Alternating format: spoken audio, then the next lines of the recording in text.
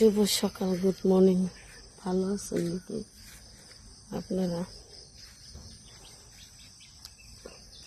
দেন আপনারা সাথে থাকেন, একটা বস্তু দেখাই বুঝছেন।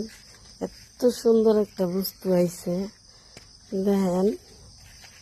গাছ গাছছিলাম, এই দেখেন, এই দেখেন কত সুন্দর নাই ধরছে। আরেকটা নাই আছে, এই যে শুধু দেখছেন। কষ্ট করলে কষ্টের ফল আছে।